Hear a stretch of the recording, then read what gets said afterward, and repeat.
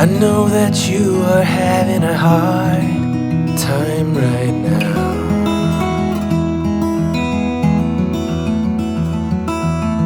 That everything seems to crumble.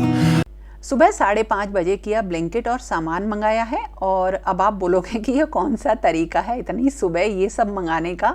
Actually मेरी ना एक टू डू लिस्ट रहती है जो रात में मैं बना के रखती हूँ कि मुझे कल क्या क्या काम करना है। तो ये सबसे पहली टिप आपको देती हूँ वीडियो के स्टार्ट होने से पहले कि कल हमें कैसे बिताना है, क्या काम करना है, उसकी एक पूरी प्लानिंग हमारे पास होनी चाहिए। यकीन मानिए एक छोटा सा दिन आपको इतना बड़ा लगने लगेगा, ऐसा मन करेगा कि कुछ और काम निपटा लें। तो रोजमर्रा के कामों को निपटाने के लिए ऐसी कौन सी तरकीबें हैं या क्या आइडियाज़ हैं जिससे दिन आपका अच्छे से बीते, मतलब सारे कामों की आपको कोई टेंशन या प्रेशर फील ना हो। तो चलिए वीडियो स्टार्ट करते हैं। जो भी चीज़ें मैंने आज करी वही आपके साथ शेयर करूंगी और कुछ अपनी टिप्स भी बताऊंगी कि मैंने किस तरह से अपने दिन को बहुत ही बैलेंस्ड और बहुत ही प्रोडक्टिव बना रखा है। और सबसे ज़रूरी काम है किचन का काम निपटाना, क्योंकि अगर ये ख़त्म नहीं होगा तो आप बाकी के और कोई भी काम नहीं देख पाओगे। तो इसके लिए सुबह मैं उठी हूँ जल्दी और अभी मैं लंच बना के रख देती हूँ, मतलब जो लंच की सब्जी वगैरह होगी वो मैं अभी बना के रख दूंगी। और आज ना मैं बेसन के पनीर वाले गट्टे बना रही हूँ। तो उसके लिए बेसन लिया है मैंने करीब 1 कप, और उसमें कुछ मसाले जो भी नमक, लाल मिर्च और मतलब जो भी सूखे मसाले होते हैं, और इसके साथ अजवाइन और साबुत धनिए को हाथ से क्रश करके डाल दिया है। थोड़ा सा इसमें कुकिंग ऑयल भी डाला है, अच्छी तरह से मसल कर और पानी से इसका खूब ही सख्त आटा या डो मैंने बना लिया है। ध्यान मतलब इसमें यही रखना रहता है कि आटा बहुत सख्त हो। और अब मैं ना स्पेशल वाले गट्टे बना रही हूँ और उसके लिए कुछ थोड़ा सा पनीर लिया है, उसको मतलब मैश कर लिया है और उसमें भी सूखे मसाले, नमक मिला लिए हैं। और जो डो मैंने बनाया था ना बेसन का, वो क्योंकि बहुत सख्त है तो हाथों से दबा दबा के उसकी एक पतली सी जैसे एक रोटी टाइप बना के या पूड़ी टाइप बना के उसके अंदर इस बेसन को रख के हम अच्छी तरीके से चारों तरफ से मतलब दबा के एक छोटी बॉल बना लेंगे। आटा थोड़ा सख्त रखेंगे तभी ये गट्टे अच्छे बनते हैं। तो ये स्पेशल जो लंच वाली रेसिपी है ये भी मैंने सुबह ही बना के रख दी है। इससे क्या होता है, आपके पास बहुत लंबा टाइम होता है कि आप किचन के अलावा कुछ और चीज सोच सकें। और अब इन गट्टों को हमें उबलते हुए पानी में डाल के पकाना है। पानी इतना होना चाहिए कि ये बॉल्स अच्छे से डूब जाएं और करीब 10 से 12 मिनट तक हमें इन्हें चलाते हुए पकाना है। इसी के साथ साथ हमें थोड़ा सा इसके लिए एक रेसिपी और बनानी है। जैसे जो ग्रेवी होती है वो प्याज टमाटर की जो रेगुलर सब्जी की मैं बनाती हूँ बिल्कुल वैसी ही बना ली है। और जब ये अच्छी तरीके से पक जाते हैं मतलब 10-15 मिनट में, तो इनको निकाल लेंगे और उसके बाद हम इन्हें फ्राई कर लेंगे। फ्राई करना बिल्कुल आपकी चॉइस है, मतलब थोड़ा फ्राई हो जाते हैं तो खाने में अच्छे लगते हैं, इसलिए मैं कर लेती हूँ। और जो ग्रेवी बनाई होती है उसमें जो ये बचा हुआ पानी होता है उससे कंसिस्टेंसी मेंटेन कर लेते हैं, मतलब इस पानी को हमें फेंकना नहीं है। तो अगर आप कोई भी जिम्मेदारी अच्छे से निभाना चाहते हैं तो सबसे पहली टिप ये है कि अपने किचन का काम सबसे पहले और थोड़ा जल्दी ख़त्म करें, ताकि बाकी कामों के लिए आपको अच्छा वक्त मिले। और ये लंबे टाइम से मैं हमेशा लंच और ब्रेकफास्ट का काम सुबह करती हूँ, और उसके बाद जब टाइम मिलता है तो जिसको भी रोटी खानी होती है वो मैं गरम गरम बनाती हूँ।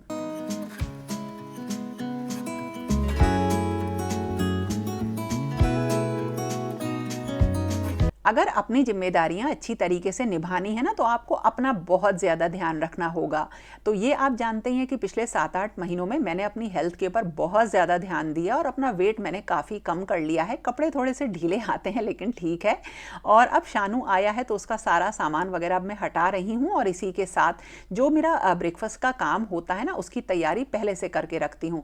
अब जैसे किसी दिन मन किया कि हमें ब्रेड पकौड़े वगैरह बनाने हैं, कुछ और फ्राइड चीज़ें बनानी है, फ्राई करनी है, तो उसके लिए ना ब्रेड क्रम्स की ज़रूरत पड़ती है, तो पहले से बना के रखती हूँ बहुत सारी चीज़ें। तो उसके लिए क्या करना है, थोड़ी सी जो भी बची हुई ब्रेड उनको सेक लीजिए, मिक्सी में पीस लीजिए और दोबारा से बिना कुकिंग ऑयल के इनको अच्छी तरीके से पैन में सेक लीजिए। बिल्कुल क्रिस्पी ब्रेड क्रम्स रेडी होते हैं। और इसी तरीके से जो भी आपको चीज़ें नेक्स्ट डे बनानी है उसकी प्लानिंग पहले से करके रखती हूँ।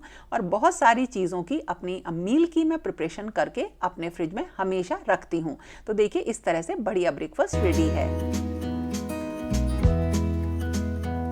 किचन के कामों के साथ साथ बाकी के काम भी लगातार लगे रहते हैं, लेकिन आप ना एक जैसा सामान अगर एक साथ रखेंगे तो कभी भी आप काम करने में देरी नहीं लगाएंगे।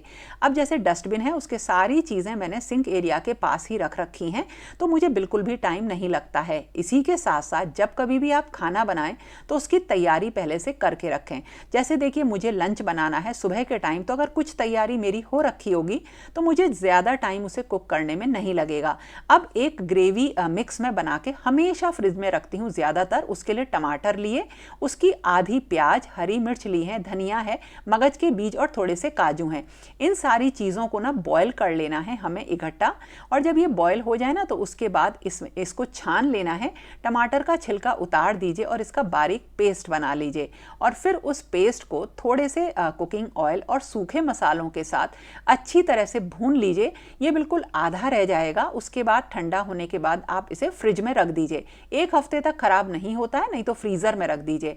अब आप कोई भी रेसिपी बना रहे हैं, दाल छौंक रहे हैं, कुछ भी काम कर रहे हैं ना, तो फटाफट निकालिए इसको और एक चम्मच इसकी किसी भी चीज़ में मिला दीजिए, तो टेस्ट उसका 10 गुना बढ़ जाता है। खाली इस पेस्ट को थोड़े से कुकिंग ऑयल में डाल के दाल का तड़का तैयार है। या अगर कोई पनीर की सब्जी बना रहे हैं तो अगर आपने थोड़ी कटी हुई प्याज टमाटर डाल दी हैं तो उसमें अगर 1-2 चम्मच आप इस पेस्ट की डाल देंगे तो उसका स्वाद बढ़ जाएगा। यानी ग्रेवी मिक्स अगर आप अपने आसपास रखेंगे ना किचन में, मतलब, तो आपका काम काफ़ी हद तक कम हो जाता है। ये एक ऐसी चीज़ है जो रेगुलर वे में मैं हमेशा अपने पास रखती हूँ।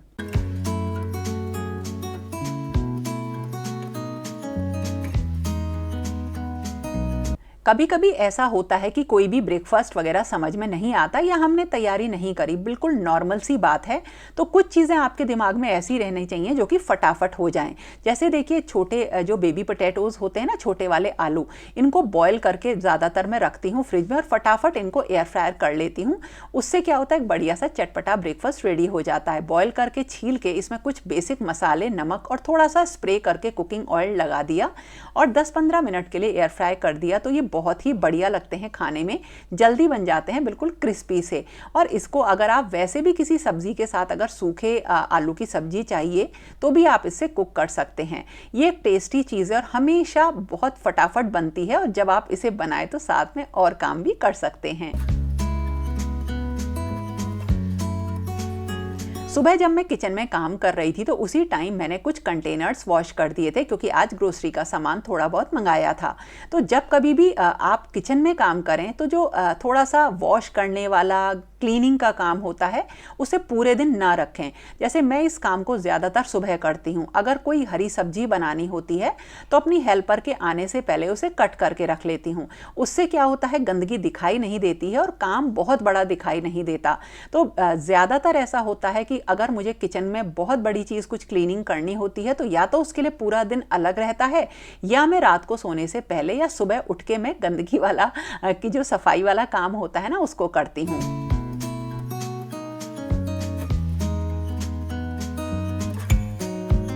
और अगर काम आपको जल्दी करना है तो जैसे कि मैंने बताया, कुछ चीज़ें फ्रिज में हमेशा रखिए। अब जो इडली का बैटर होता है और मूंग की दाल के चीले का बैटर होता है, हमेशा मैं बना के रखती हूँ और इनको थोड़ा सा ना चेंज कर देती हूँ, मतलब इनका स्वाद अलग आए। अब जैसे इडली का जो बैटर था उसको डाल के बीच में थोड़ी सी बॉइल्ड आलू की मैंने स्टफिंग लगा दी। जब मैं इसको बनाऊंगी ना तो बिल्कुल अलग और बहुत टेस्टी बनेगी। और डोसा हुआ, इडली हुआ या उत्पम का बैटर हुआ, इनको अगर आप फ्रिज में रखते हैं तो ज़्यादातर डिनर में, अगर आपको हल्का डिनर करना है तो ये बहुत काम आते हैं, और इनको आप ब्रेकफास्ट में भी यूज़ कर सकते हो। तो कुछ चीज़ें ऐसी होती हैं जो एवरग्रीन होती हैं, और इनकी तैयारी अगर हम पहले से करके रखें तो कभी भी हमें किचन के काम का बोझ अपने सिर पे दिखाई नहीं देता है। मतलब ऐसा लगता है कि कहीं बाहर से घूम कर भी आएंगे तो हमारे पास बढ़िया लंच, ब्रेकफास्ट, जो भी हमें उस टाइम पे ज़रूरत हो वो रेडी है।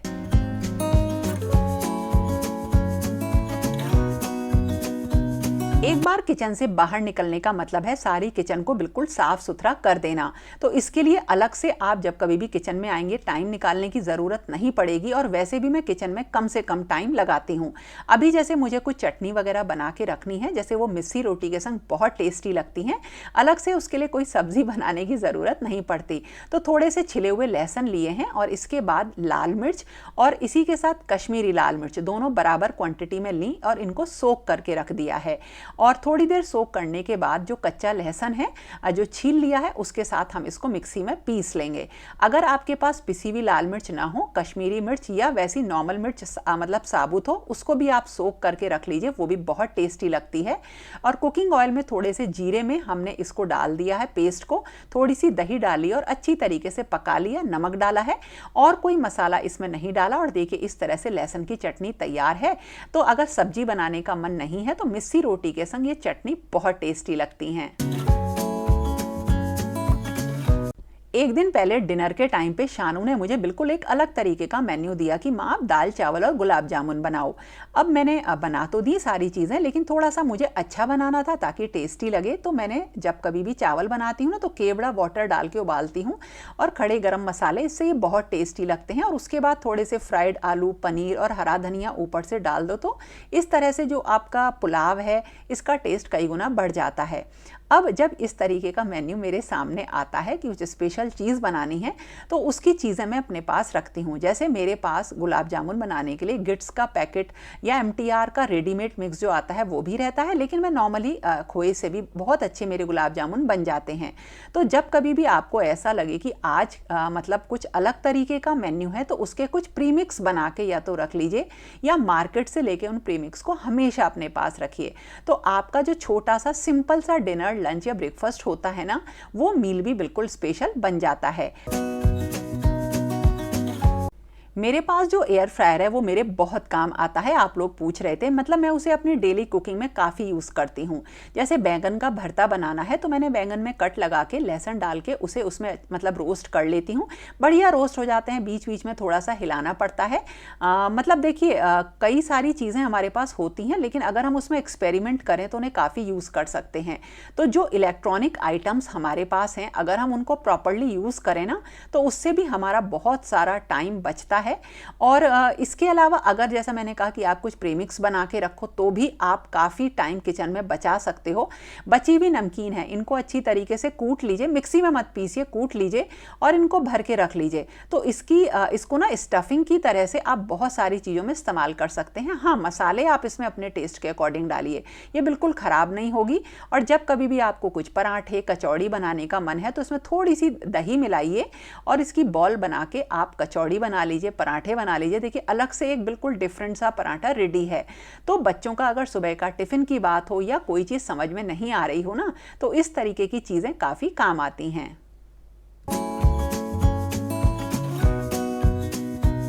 अगर फ्रिज में इडली का बैटर रखा है तो ये तो पता ही है कि हमें करी पत्ते की ज़रूरत ज़रूर पड़ेगी।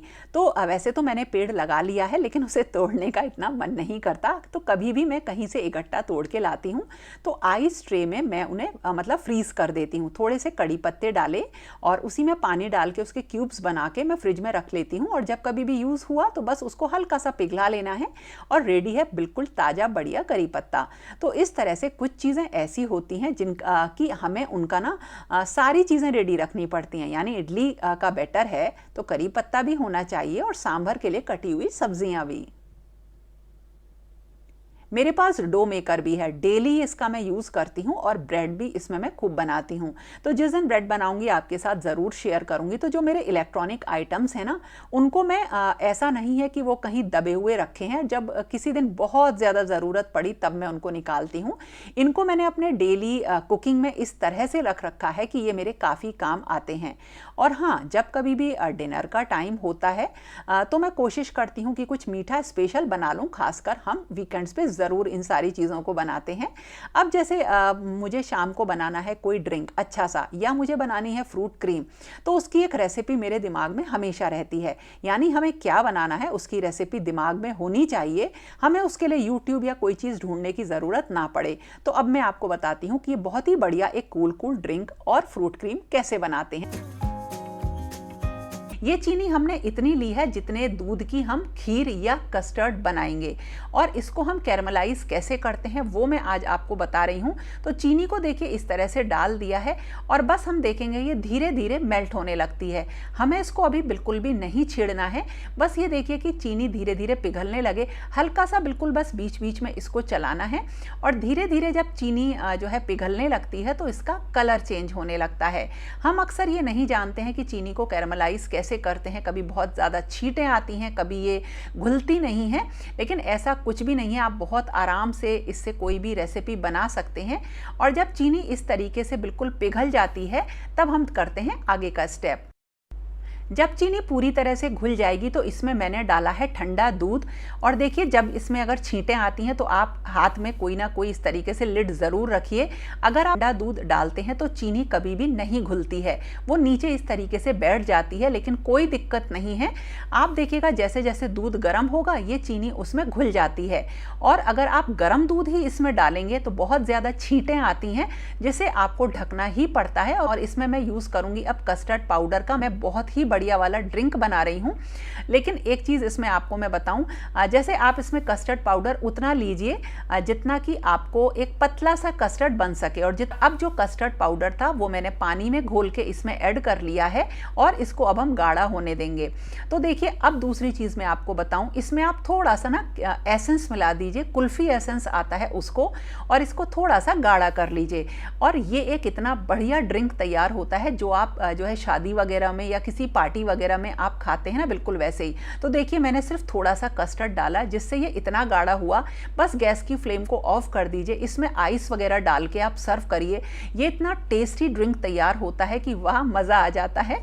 और अगर आप इसको और कुछ रेसिपी इसमें बना सकते हैं तो अब इसमें आपको कस्टर्ड पाउडर और ऐड कर दीजिए। क्योंकि मैं बना रही हूँ फ्रूट क्रीम, तो मैंने थोड़ा सा कस्टर्ड पाउडर इसमें और ऐड किया। अब ये थोड़ा गाढ़ा हो जाएगा। और देखिए, जब ये गाढ़ा हो जाएगा तो हम इसको ठंडा होने के लिए रख देंगे। और बस जब ये ठंडा हो जाएगा तो काफ़ी गाढ़ा हो जाएगा, तो उसमें कटे हुए अपने अकॉर्डिंग फ्रूट्स आप ऐड कर दीजिए।